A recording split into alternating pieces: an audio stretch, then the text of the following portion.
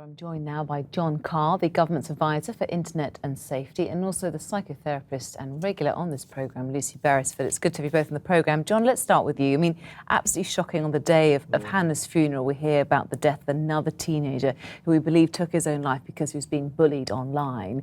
Is this problem getting worse?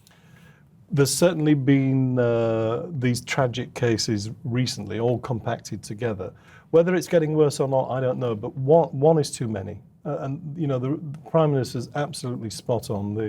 The sites have to take more responsibility and patrol these sites and be ready to jump in when they see somebody being victimised and being bullied and stop it from happening. He's putting the onus on the sites, but is that because, realistically, he can't do anything about it?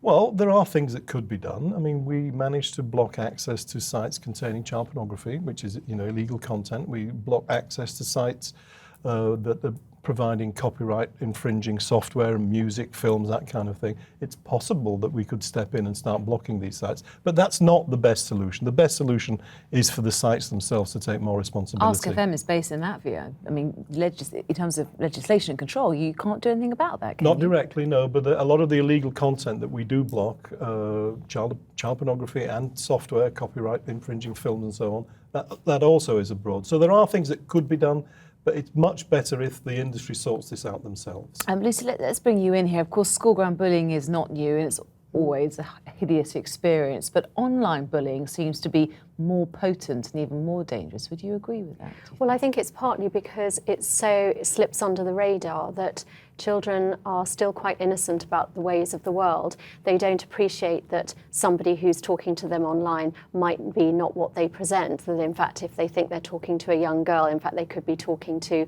a group of men who are grooming. So it's that educative process that needs to take place as well within the home in order to educate children, teenagers, but actually also grown-ups, because don't forget, quite a lot of cyberbullying happens on things like Twitter and Facebook that grown-ups are using too. But children seem more vulnerable. Teenagers, certainly at this age, Hannah was 14, Daniel was 17, they seem more vulnerable, don't they? They're very vulnerable because they don't have the ways of the world instilled in them, and also they're so open, they're very free with their information. They don't necessarily understand about security, and it's partly a responsibility within families to have conversations so that teens do understand that they have to be careful about the information they give out about themselves. This is a subject that our viewers care passionately about, John. Scott Salter says people should only be allowed to make online accounts using their ID, maybe a passport number, then bullies would be identified.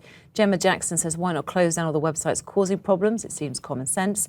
And William Haggis says policing has to come sooner to eliminate any suicide, and social networking sites must improve the way we can report abuse online. I mean, they all seem really good suggestions. Well, it's really interesting because the issue about the passport would be great, because one of the problems is the anonymity, which makes it so easy for people to bully other people. So so simple. They have no sense of any repercussions. So is it so simple, John Carr? Why isn't it happening? Well, first of all, you couldn't compel sites to do it at the moment. There's certainly no legal requirement to do anything of this nature. But it's should the law change, do you think? You advise absolutely, the government? yeah, no, the law could be changed, but it would be much better if the sites were policing their spaces better, and people were jumping in and saying, that's bullying behaviour, stop it or you're out. How do you force them to do that? Boycott them, as David Cameron said? Well, that's one way.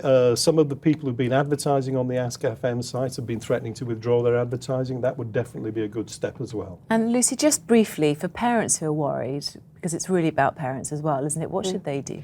They have to become much more internet savvy themselves, not say, oh, this is just for my teens, and install things on their computer that do pick up certain words so that they block certain sites. OK, John Carr and Lucy Beresford, thanks very much for your time tonight.